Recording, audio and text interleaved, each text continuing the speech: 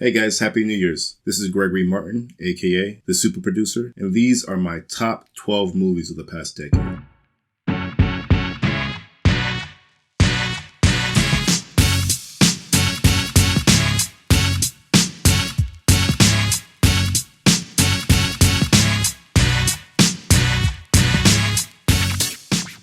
Hi guys, welcome back to the channel. Quick disclaimer before we get started. So one thing I've been noticing from my first video to my second video that I posted is the lack of the video consistency. So if you guys could just please bear with me, and I will get all these things corrected so that the video quality will increase as well as the content. With that being said, let's get into the video.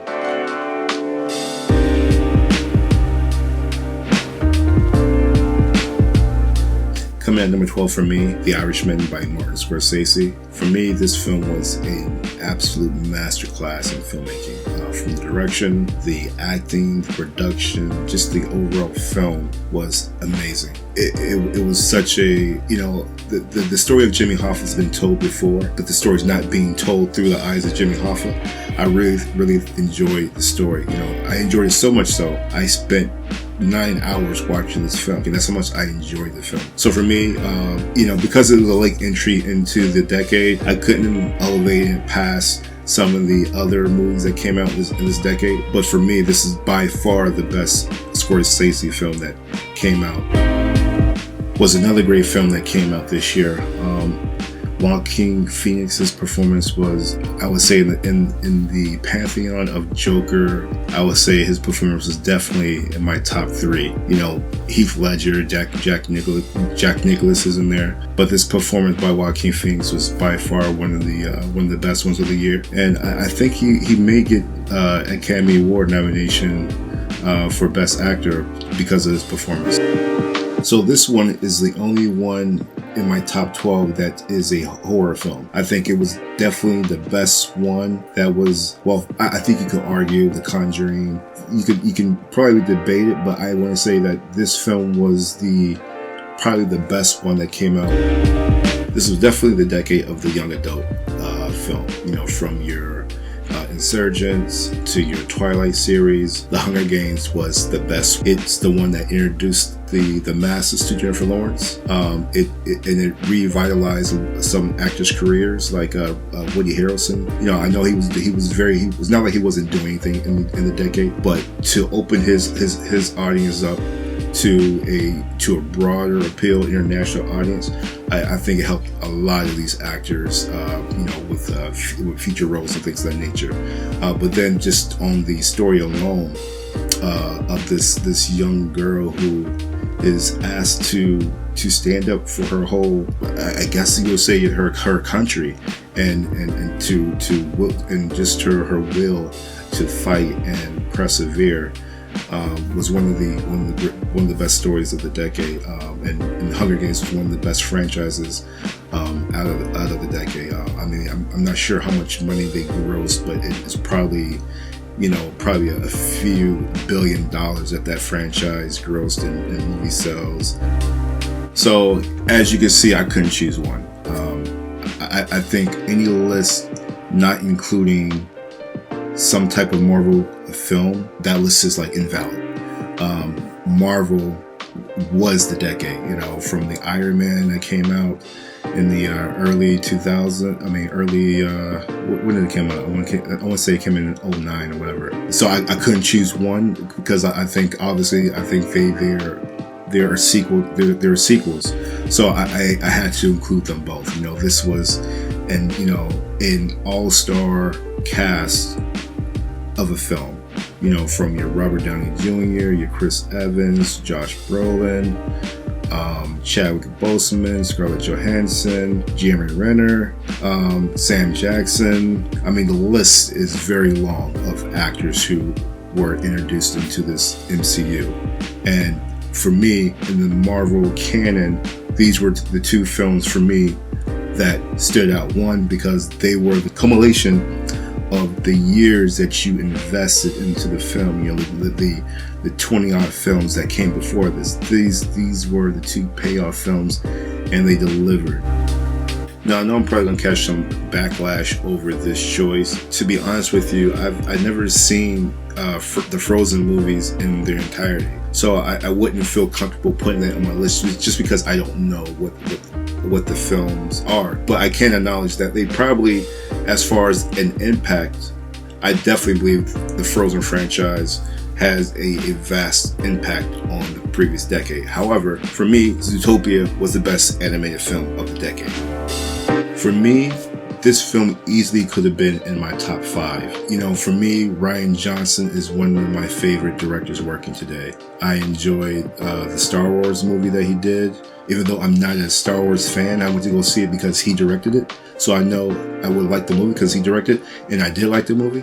But I've just always been a big fan of Rian Johnson's. But I really got hooked on him from watching his independent film Brick with Joseph Gordon-Levitt. And after that, you know, I was like, I have to follow this guy. And Looper was one of those entries that I was really anxious to see when it came out. Unfortunately, I didn't see it in theaters. My first viewing of the movie was actually during a family reunion. And when I watched it, I was so mad at myself for not watching it in theaters. I could only imagine. Just the sci-fi, just the story was original. To see Bruce Willis and Joseph Gordon-Levitt to play off of each other, Emily Blunt, that film was the way that sci-fi film should be. So now this is where we get into some of the controversial picks on my list. Not particularly this film, but like you'll see. But Drive for me was, where do I even start with Drive? You know, Ryan Gosling, the soundtrack. That soundtrack is fucking amazing. Like, I remember after I finished watching this movie, I went and downloaded all of these songs because, you know, I wasn't around when these songs were created, or I was very young when these songs were created. But you talk about a soundtrack enhancing a movie. This is what that movie was. The soundtrack was the movie. You know, the movie was the soundtrack. You know, whenever I hear these songs, you know, not attached to Drive, I think of the movie. That's just a testament to how good the movie was and how good the music is, obviously. For me, The Big Short, without this film being made, I don't think I would have. Yeah, I think I'm comfortable saying I wouldn't have understood the financial industry as much as I do today. To learn about the housing bubble, just to kind of peel, you know, back what happened, you know, from someone who doesn't work in the financial industry, on Wall Street, whatever, to kind of see what was going on. Probably doesn't belong on the top 12 best films of the decade, but definitely the most influential ones of the decade, hands down. For me, it's Christopher Nolan's second best film he's done, behind Memento. Leonardo DiCaprio. This movie was, I didn't see, this is another movie that I didn't see in theaters. But as soon as I was able to see it, oh my God, it had me consumed with everything about it. About the dreams. Like I took, you know, I really did like a deep dive into the theory of dreams, how they work. I always had this thought about how would a dream look inside of another dream. I had these thoughts well before this movie came out. So once I found out that this is what the movie was about, and then Christopher Nolan was directing it, I did everything I could to learn as much as I could about the movie. I bought the movie. Just the world building in this film is amazing. Leonardo DiCaprio was amazing. But besides The Revenant, this is probably one of the best roles that he's done for me. I think I kind of gave it away based off of the last film I did. Alejandro Iñárritu directed. Masterpiece film. Oh, and I forgot The Bear. Another important aspect of the movie. No, but this film, Best Picture, Best Actor. I want to say it won two more Academy Award, two more Oscars. This film was amazing. This film was absolutely amazing. This is Leo was well overdue for this Oscar. It just took him being mauled by a bear to do it. Go figure. The score was amazing. Oh my God, the score, the cinematography was great. Like just the whole setting, I really felt bad for Leo. Like this is one of those films that you definitely get immersed in the experience. You know, from the world, the lighting. You know, you feel like the camera tricks that they did, bring the rig to the horse, where you see the view of the Indians chasing Leo. This film was fucking amazing. It had everything you wanted. It had the action. It had the story. It had that human struggle. It had fear, and then just the redemption. I mean, it had everything that you would want in a movie. We made it to the top, and yes, this is my favorite film of the past decade, Gravity. Such a great film. You know, I always hated that it was always criticized for being a simple script, and I'm like, so what?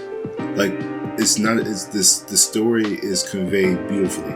You know, Sandra Bullock, George Clooney, the vacuum of space. You know, to only have two characters, you know, lead a movie where you're in space where there's no sound, where you're dealing with the elements, you're dealing with, you know, all these things that are beyond your control. You know, it really spoke to me, especially as someone who is I'm a science oriented person. You know, like for those who don't know, like I went to school for engineering.